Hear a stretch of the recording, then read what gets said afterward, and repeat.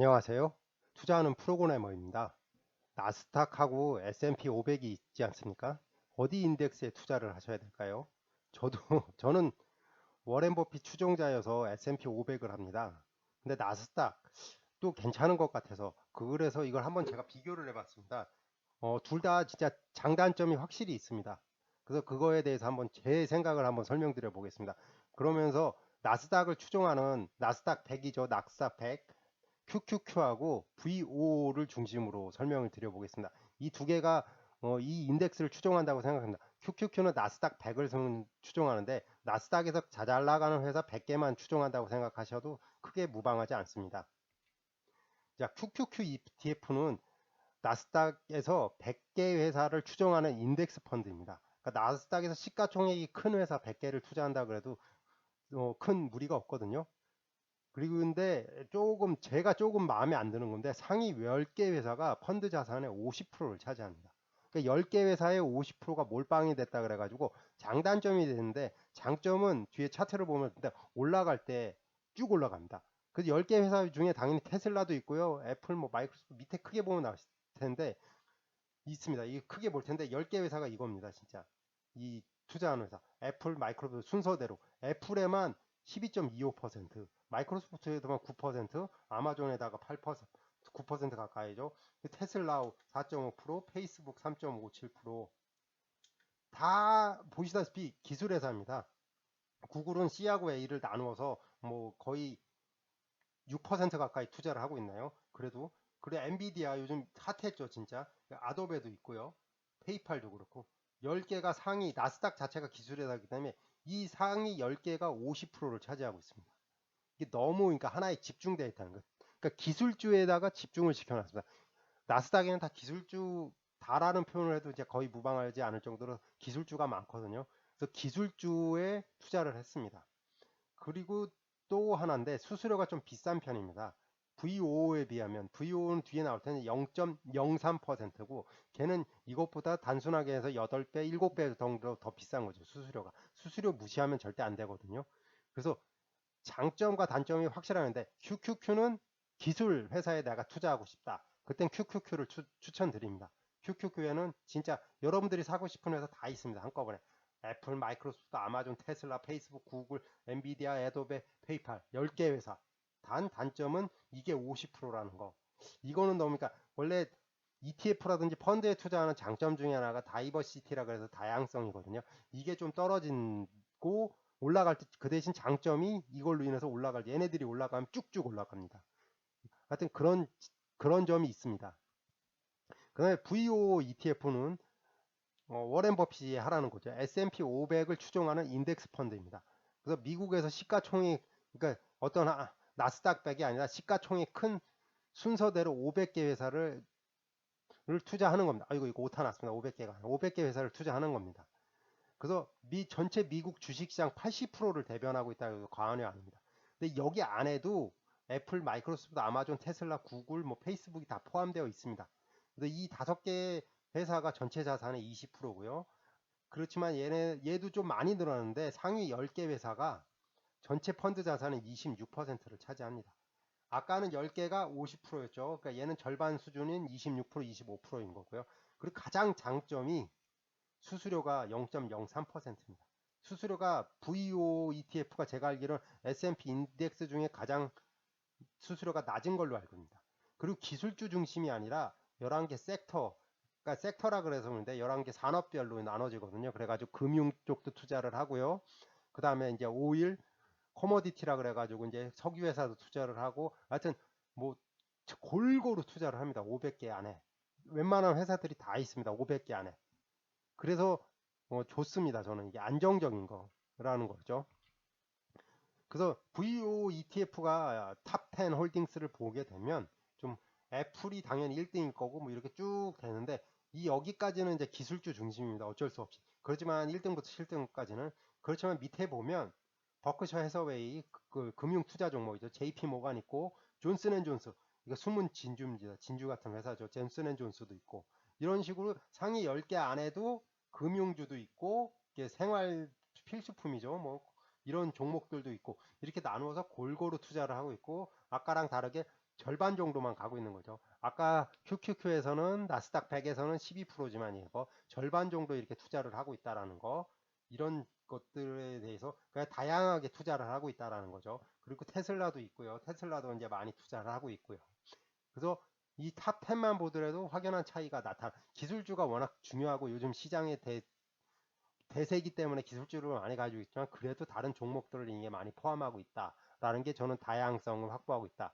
이게 좀 좋은 거라고 저는 생각을 하고 있습니다. 이제 제일 중요한 거는 이거죠. 처음에 이제 실적이고요. 어떻게 됐나? 초반 2016년까지만 해도 이제 보라색이 나스닥이고 맞을 겁니다. 잠깐. 이제 보라색이 나스닥이고 그 QQQ고 그 주황색이 이게 그거라 보는데 2014, 12년, 14년도만 해도 별로 거의 차이가 없었고 때로는 뭐 이렇게 했는데 2016년도부터죠. 이때부터 아마 클라우드가 했었는데 이때부터 벌어지기 시작하면서 이런 실적 차이가 있으니까 그러니까 2012년도에 $10,000를 투자했다 그러면 $60,000가 됐고요. 나스닥은 그렇지만 36,000달러가 됐죠. 이게 좀 차이가 나긴 나는데 그래도 360%의 성장이 있었고 600%의 최근에 너무 올랐죠 진짜. 작년 한 해 동안만 그러니까 계산한 그 4만 달러가 6만 달러가 됐죠. 진짜 엄청나게 올랐습니다. 진짜 하여튼 나스닥 정말 장난 아니게 올라갔습니다. 하여튼 나스닥 100이 이런 식으로 실적 차이가 났고 기술주기 때문에 확 받으면 확 올라갑니다. 이 투자자 지난 10년의 투자 성과 차이입니다. 이제 VO하고 QQQ에 대해서. 하여튼 이런 차이가 발생을 했고요. 아시다시피 워낙 핫했죠. 진짜 기술주들 애플이라든지 테슬라가 정말 핫했습니다. 테슬라 보고 세상에 저런 일이 있구나 라는 걸 제 투자 경험상 또 새로운 걸 느꼈습니다. 저렇게 쭉쭉 올라가나. 테슬라 대단합니다. 테슬라 저는 못 들어갔습니다. 그러니까 간접 투자로만 들었고 직접 투자하신 분들 솔직히 부럽습니다. 테슬라 직접 들어가신 분들. 이제 어느 펀드가 좋나 이게 정리를 하면 QQQ 장점하고 VO 장점이 있는데 QQQ는 젊으신 분들이 투자하면 유리합니다. 앞에 차트에서 보는데 변동성이 클 수밖에 없거든요. 그러니까 급상승하면 급하락도 발생을 하거든요. 그래서 변동성이 커서 젊을수록 유지하고요. VO는 투자 초보이신 분들 그리고 QQQ에서는 이미 S&P 500을 투자하고 있다면 QQQ를 투자하는 것도 뭐 좋은 선택입니다. 그러니까 이미 분산을 하나 더 하는 거니까 은퇴가 멀지 않았다 그러면 저는 VO로 집중하시기를 추천드립니다. 그리고 장기 투자하셔야 됩니다. 저게 좋은 것만 보여줬는데 QQQ가 엄청 안 좋았었으니까 닷컴 버블 2000년대 초반에 벌써 이 닷컴 버블부터 2010년까지 진짜 죽을 썼습니다. 진짜 거짓말이 아니라 거의 10년 동안 안 좋았습니다. 그래서 젊을수록 이 VO S&P는 뭐 아무리 10년이면 거의 아무리 진짜 하락장에 잘못 썼다 그래도 10년이면 어느 정도 복구하는데 QQQ에서 내가 어느 정도 성과를 보고 싶다 그러면 20년을 바라볼 수도 있거든요. 이제 나스닥에서는요. 그래서 젊을수록 투자하는 걸좀 권장드리고요. 큰 하락을 견딜 수 있는 멘탈이 꼭 필요합니다. 진짜 떨어질 때 무섭게 떨어졌거든요. 이제 닷컴 버블이 그걸 보여줬거든요. 그리고 수수료가 말씀드렸듯이 VO는 뭐 0.03%인데 이건 이제 0.20% 높고 배당이 좀 약합니다. 이게 0.53% 배당 작년 기준으로 VO는 1.8%, 1.5% 최소 1.5%는 주는 것 같거든요. 그러니까 배당도 3배 차이가 나고요. 그리고 제일 VO의 장점이죠. 30% 이상 하락한 적이 거의 없습니다. 근데 QQQ는 10% 하락은 뭐 그냥 막 발생을 하고요. 제 생각은 1년에 한두 번 10% 하고 그리고 하락장일 때는 뭐 4, 50%도 하락을 하고 뭐 그러거든요.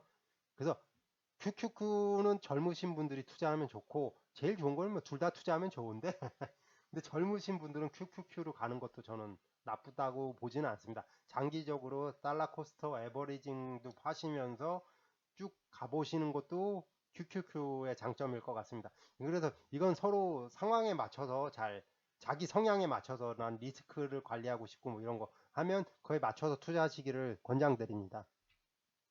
참고했던 URL은 유튜브 설명란에 올려놓겠습니다.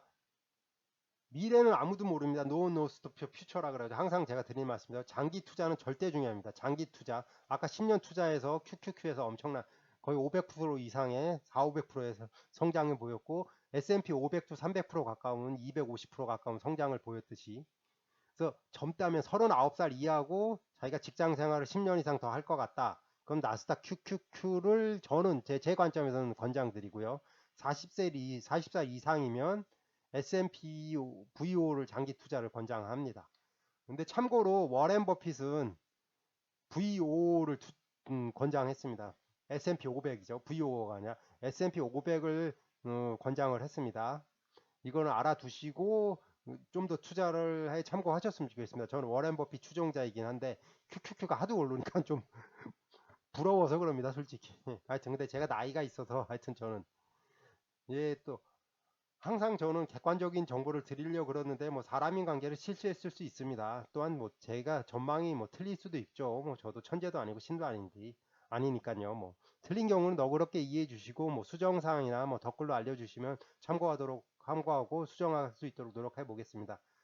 또 마지막에 드리는 말씀이죠. 투자 책임은 모두 해당 투자자이겠습니다. 투자 책임은 모두 해당 투자자이겠습니다. 이 영상 또는 자료는 참고 용도로만 사용하십시오. 구독과 좋아요 부탁드립니다. 다음 유튜브 영상 제작에 큰 도움이 됩니다. 시청해주셔서 정말 감사합니다. 오늘 하루도 행복하세요.